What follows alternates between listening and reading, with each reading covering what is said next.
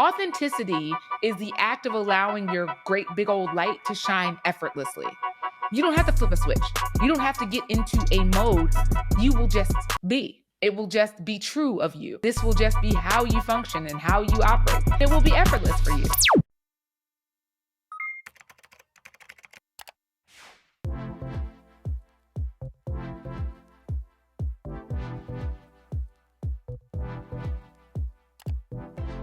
Hey, I'm Shauna K. Henson, lifestyle design coach, goal strategist, and corporate culture consultant. Welcome to the Uncultured Podcast, where we talk about the ins and outs of what it means to design a corporate culture that is human centered and one that really matters. Today, I want to talk to you about a second part of what it means for you to be at work authentically. The authenticity part of this whole corporate culture thing, it matters to both the company as an entity, but also to you as the employee, as the person that is bringing yourself into the job every day. Authenticity is huge. So we're going to spend probably a lot of time talking about it, because authenticity as a word, particularly in this time that we're in right now, it's overused. It's just overused. It's a word that has become so cliche that the really the point of it has gotten missed. So instead of thinking about it just very like either cerebrally or passively, either way, I wanted to really get into it a little bit more intellectually today. Maybe draw you a few pictures and come up with a few kind of like just through lines so that you have a lot to chomp on when it comes to this topic of being authentic in your workplace. Authenticity requires two parties to be involved when it comes to authenticity in the workplace. The first part is the container that is the company, right? The company must be authentically who they say they are. And again, that's what we call corporate culture when we talk about it here. They must authentically be who they say they are, both externally to their customers, clients, constituents, whatever, and also internally to their staff and employees, top down. They must be who they say they are to their investors, who they say they are to their board, their trustees. It doesn't matter. You got to be who you say you are as far as the company is concerned.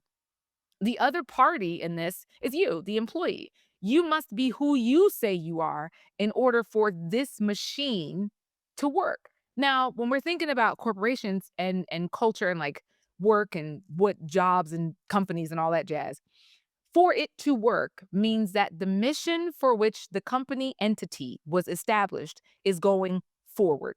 That is the entire thing. When we say, does this business work?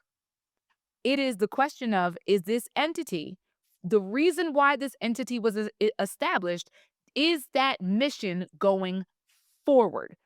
If it is stalled out, the company is failing. If it is going backwards and regressing, the company is failing. The only way for a corporate entity in any way, shape, or form, corporate, nonprofit company, but don't, whatever with me about it, but for it to go forward is for it to succeed.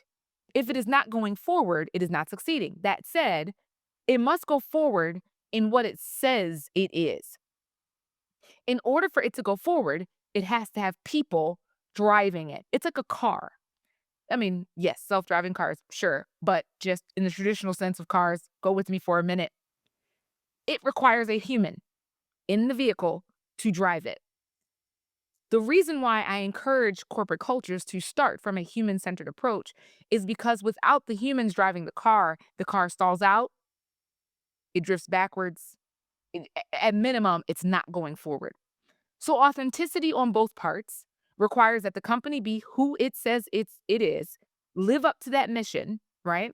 And then the employees, the people that are coming there to work to be involved in driving the car forward, must in fact be who they say they are as well. So authenticity in the workplace requires both entities to join together to create forward momentum for the mission, vision, and reason that the company entity exists at all. Because otherwise, what are we doing? Otherwise, we should all just go work for one big company and just let that be it. But that's not how it is.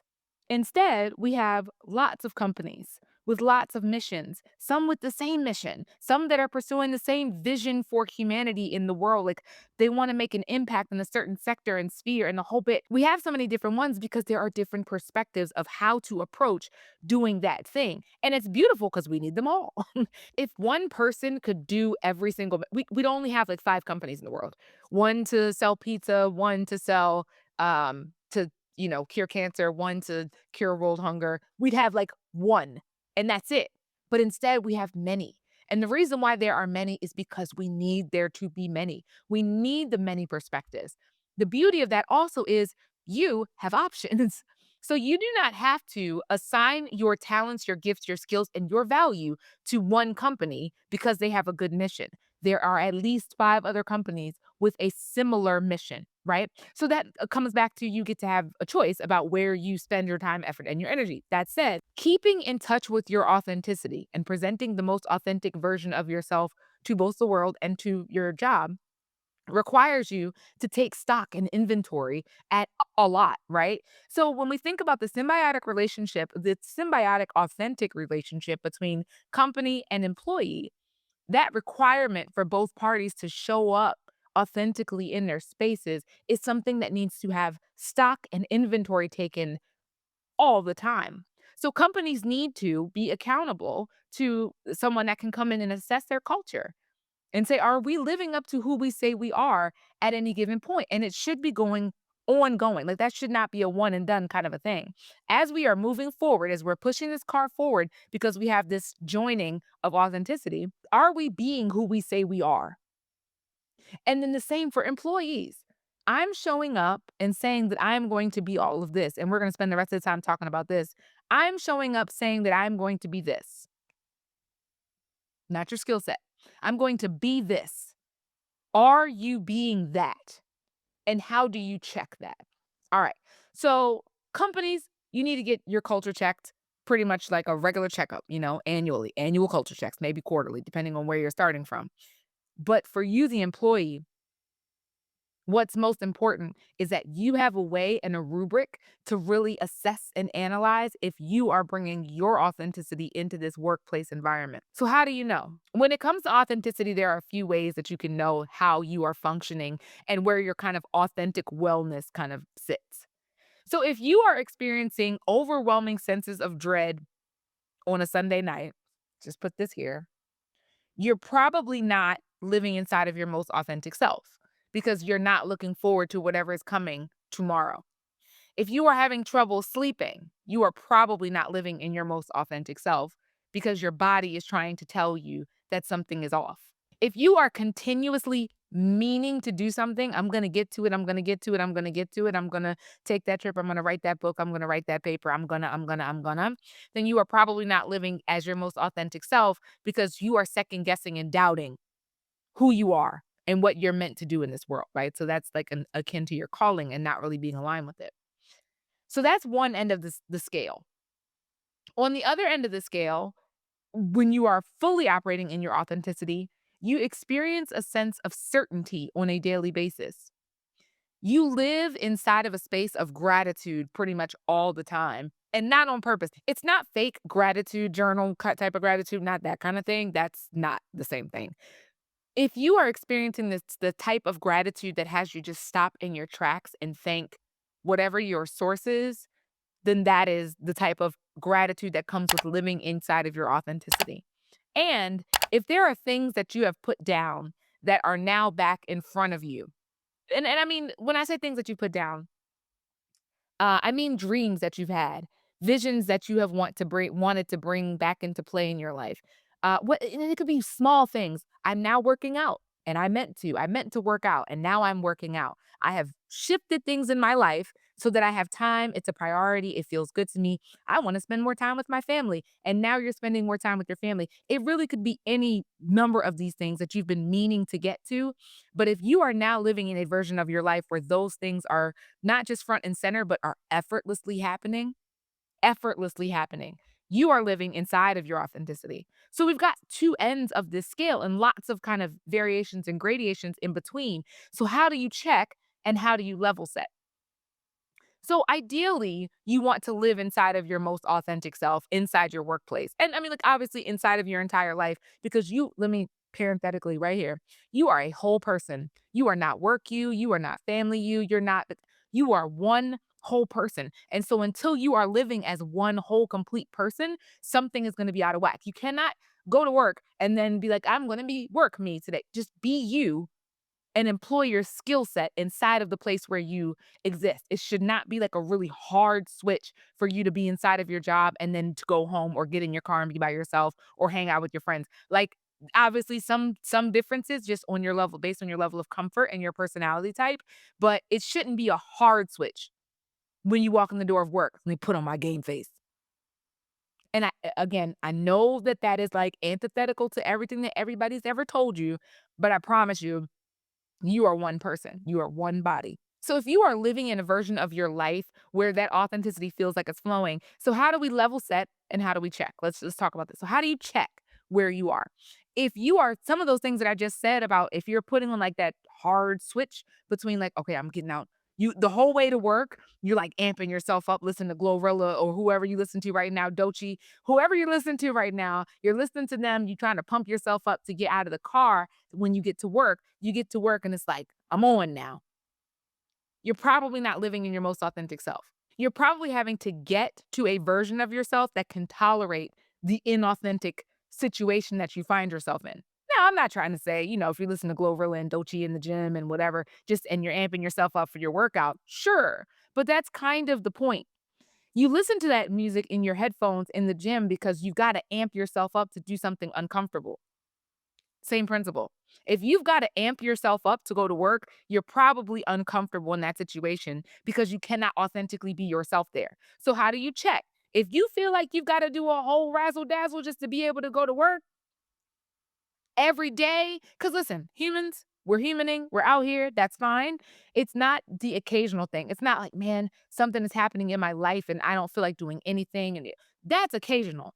If every day you gotta really ramp yourself up to get inside of like work mode so that you can go into work and be whatever you think you have to be to function inside of that environment, that's probably an indicator that you're not able to be your most authentic self. And so you are not being your most authentic self. That's probably another indicator all by itself. If you feel like you cannot be authentically who you think you are at this moment, it, then you're not being fully authentically yourself. It's just not a possibility. I think a few other indicators look like really trying to find a way to fit yourself inside of a version that you think is palatable and acceptable. And listen, the way that you've got to self reflect to be able to go forward inside of your authenticity is wild. And that's why there's like a scale that allows you to check and then level set. So if you're checking in right now, and I hope that you are, if you're checking in right now with yourself, like, man, am I doing any of these things?